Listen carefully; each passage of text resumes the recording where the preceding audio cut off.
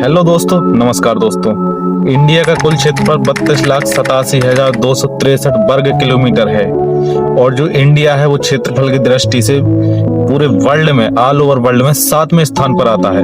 और इतने बड़े क्षेत्रफल के एरिया में आज के टाइम में 2026 में 55 से लेकर के 60% एरिया में जो है खेती होती है और जो फसल का उत्पादन होता है।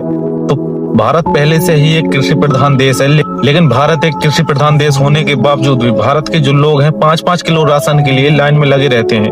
तो ये ऐसा आखिर क्यों हुआ कि जो कृषि प्रधान देश है, जो किसान है, वो पूरे दुनिया को या पूरे भारत को खिलाता है अनाज उगा करके, लेकिन उसको ही 5 किलो राशन लेने के लिए राशन की दुकान में लगना पड़ा। आखिर ये क्यों हुआ और ऐसा कब हुआ, ऐसा क्यों करना पड़ा? तो जब से हमारा भारत आजाद हुआ है सन 1947 से, तभी से कांग्रेस की सरकार रही है। तो क्या ऐसा कांग्रेस की सरकार ने किया है या पहले से ही ब्रिटिश राज करके गया था? तो चलिए अभी इसी के बारे में मैं आप लोगों को पूरी जानकारी दूंगा, तो वीडियो के एंड तक बने रहना। तो हेलो दोस्तों, नमस्कार दोस्तों, मेरा नाम है प्रदीप राजपूत। आज मैं आप लोगों को बताऊंगा हर एक इंसान जिसके बारे में जानना चाहता है कि जो एक भारत पहले से ही कृषि प्रधान देश है, लेकिन भारत के लोग और भारत के किसान 5-5 किलो राशन के लिए राशन की दुकान में उनको लगना पड़ रहा है और उनकी ये मजबूरी हो गई है। आखिर ऐसा क्यों हुआ? तो चलिए आज से हम बहुत साल पहले पीछे चलते हैं, बात करते हैं सन 1943 की, द बंगाल फैमिन 1943।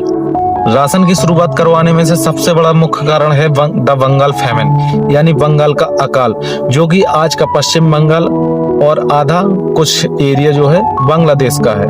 तो वहां पर क्या हुआ था 1943 ईस्वी में, वहां पर जो है बहुत ही बड़ा अकाल पड़ा था, जिसकी वजह से वहां के लोगों को खाना नहीं मिल पा रहा था, राशन नहीं मिल पा रहा था और जो किसान हैं उनकी फसल का उत्पादन नहीं हो पा रहा था। और जितना उत्पादन हुआ था उस टाइम पे ब्रिटिश सरकार का राज था, तो ब्रिटिश सरकार ने वहां से राशन खरीद करके जो उनकी सेना थी या जो उनके खुद थे या जो भी उनके जो सरकारी कर्मचारी थे उन लोगों के लिए खरीद के रख लिया। और जब आधा राशन उन लोगों ने खरीद लिया और कुछ जो राशन है वो वहां के जो व्यापारी थे लोकली जो काला बाजारी करते थे उन लोगों ने छिपा करके रख लिया।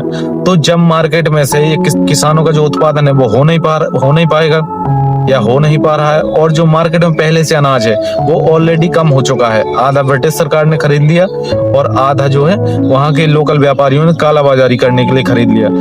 तो जो है जब मार्केट में राशन की कमी हो जाएगी तो ऑलरेडी उसका जो है भाव यानी उसकी जो डिमांड है वो बढ़ जाएगी, और जब डिमांड बढ़ गई तो इतना महंगा अनाज हो गया कि जो गरीब लोग हैं वो खरीद ही नहीं पा रहे और वो भूख की वजह से तड़प के मरने लगे। और एक ऐसा टाइम आ गया था कि गरीब लोग जो है वो रोड पर रास्ते पर चलते चलते मर जाते थे भूखमरी की वजह से। अब बात करते हैं कि उस टाइम के जो है किसान है जो अनाज क्यों नहीं उगा पाते थे। तो देखिए उस टाइम में क्या है, द्वितीय विश्व युद्ध चल रहा था, जिसकी वजह से किसान अनाज नहीं उगा पा रहे थे।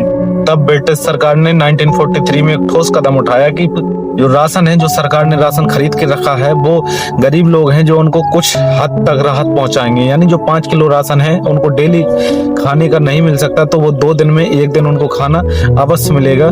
इसलिए ब्रिटिश राज ने 5-5 किलो राशन बांटने के लिए अलाउ किया था, जिसके बदले में वो थोड़े बहुत रुपए लेते थे, थोड़े बहुत पैसा लेते थे उस टाइम में।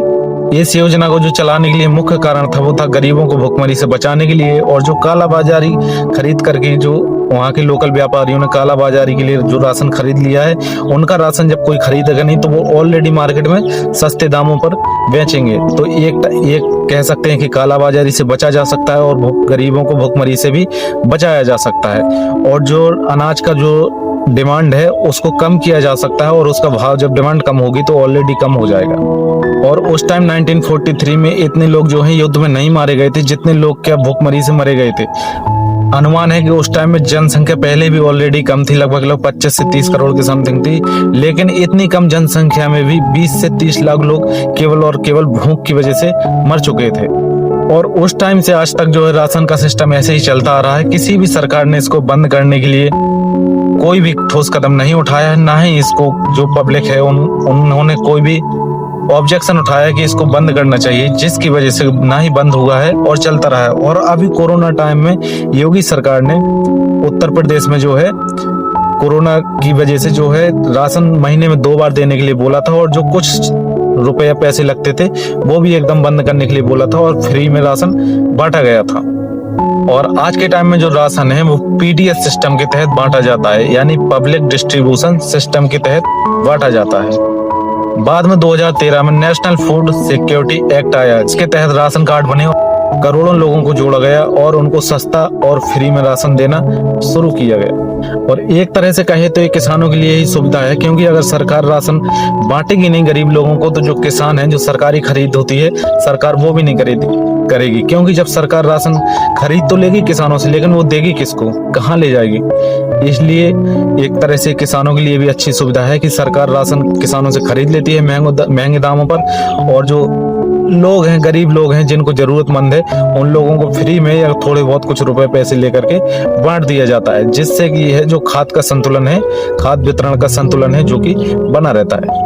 तो दोस्तों, बहुत से लोगों का कहना है कि इसमें जो है कांग्रेस का बहुत बड़ा हाथ है। कांग्रेस ने गरीब लोगों को या किसान लोगों को, जो कि देश का राजा होता है किसान, जो कि पूरे देश का या हर एक इंसान का पेट भरता है, उसको 5 किलो राशन के लिए लाइन में खड़ा कर दिया है। तो देखिए, नहीं, इसमें कांग्रेस का कोई भी हाथ नहीं है, क्योंकि कांग्रेस जो आई 1947 के बाद आई, लेकिन जो राशन बांटने की फैसिलिटी या सुविधा चालू हुई थी वो 1943 में बंगाल फैमिन के थ्रू ही शुरू हुई थी, जो कि ब्रिटिश राज स्टार्ट करके गया था। तो इसमें कांग्रेस का कोई भी हाथ नहीं है। तो दोस्तों, राशन कोई सरकारी सुविधा नहीं है, ये उस इतिहास की दर्दनाक घटना है जिसमें कि कई लोगों की बहुत ही दर्दनाक मौत हुई थी।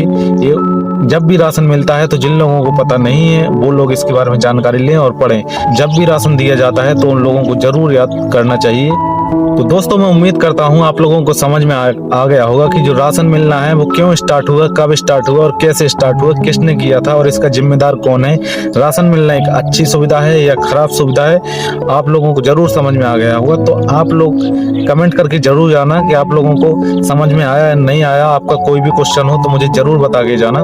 बाकी मैं चलता हूँ, वीडियो को ज्यादा से ज्यादा शेयर करो ताकि हर एक इंसान को इसके बारे में पता होना चाहिए। बाकी मैं चलता हूँ, मिलूंगा अगले वीडियो में, तब तक के लिए आप सब लोगों को धन्यवाद।